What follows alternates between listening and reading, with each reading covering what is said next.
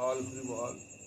দেখুন, আমার ভক্তপ্রাণ দহরত, তার সম্পর্কে আলোচনা করা আমার পক্ষে সম্ভব নয়, তবুও আপনাদের চরণ সম্বল করে চেষ্টা করছি মাত্র।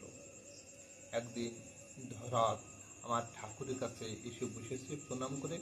ঠাকুর বলছে, ঠাকুর দহরত, তোমার তো মনের বাসনা জেগেছিল যে সংসারের রোগ তুমি সমস্ত উঠিয়ে নিতে যাও। যাক, তোমার মনের বাসনা আমি পূর্ণ করব।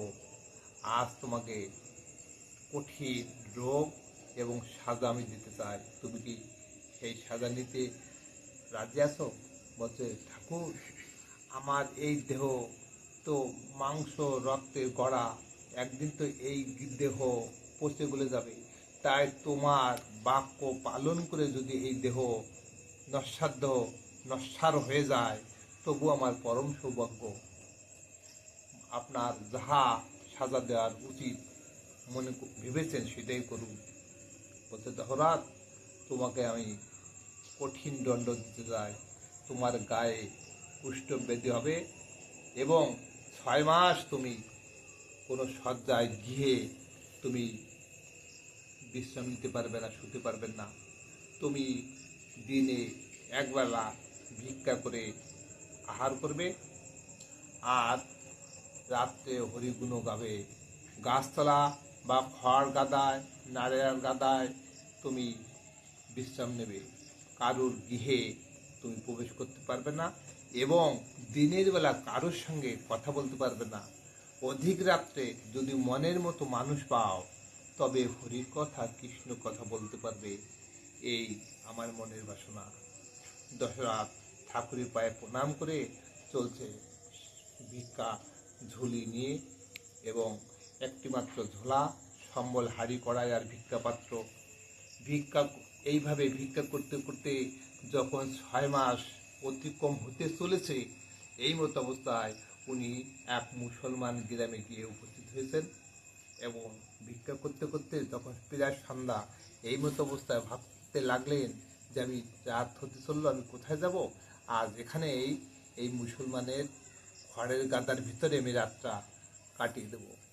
কিন্তু ওই খড়ের গাদায় জায়গা করে ওখানে বসলেন, এবং ওই বাড়ির গৃহের কাছারিতে কিছু লোক ছিল। তারা দেখতে পায় যে একটা লোক ওই খড়ের গাদার ভিতরে জায়গা করে বসে।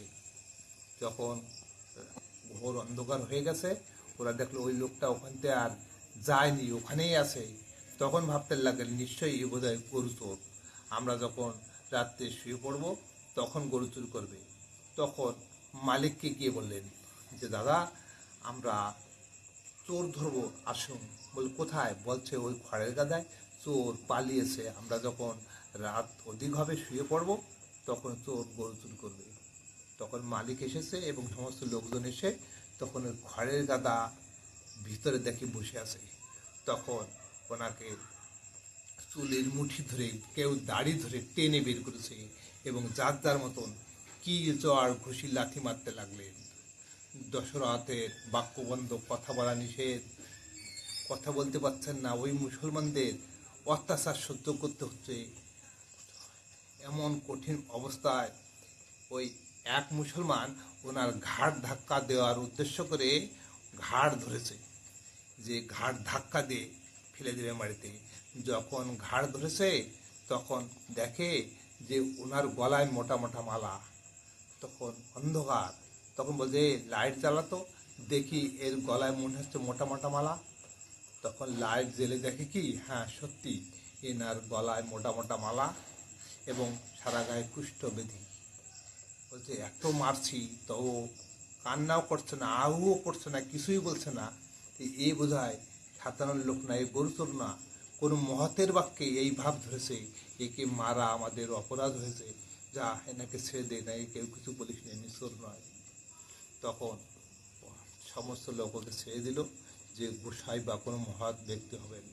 তখন উনি কোনোরকম করে ওখান থেকে হাঁটতে থাকলেন। হাঁটতে হাঁটতে উনি লোচন গোসার কাছে উপস্থিত হলেন। এখন লোচন গোসাইয়ের কাছে দিনে কথা বলা নিষেধ। একদিন লোচন গোসাইকে বললেন, দাদা, জানেন, গতকাল এক ঘটনা ঘটেছে, যে মুসলমানরা আমাকে যে এত মেরেছে সে আর বলার কথা নয়। বলছে কি হয়েছে? বলছে এই ব্যাপার, আমি ওখানে তো ঠাকুরের নির্দেশ নেই আমার কথা বলার।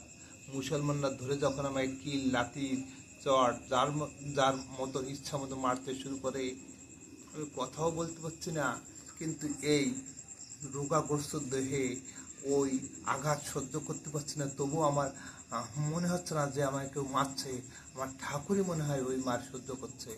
অবশেষে এক মুসলমান যখন আমাকে ঘাড় ধাক্কা দিয়ে মাটিতে ফেলে দিতে গিয়েছে, তখন তার হাতে এই মোটা মোটা মালা বেঁধেছিল। তখন সে বলে যে তোরা কাকে মেরেছিস? সে গরুচোর নয়, এ কোনো মহৎ ব্যক্তি হবে, কোনো মহতের বাক্য নিয়ে এইভাবে ধরেছে, একে ছেড়ে দে। তাই তারা আমাকে ছেড়ে দেয়, তাই আমি প্রাণটা নিয়ে সেখান থেকে আসতে পেরেছি। এটা আমার ঠাকুরের দয়া।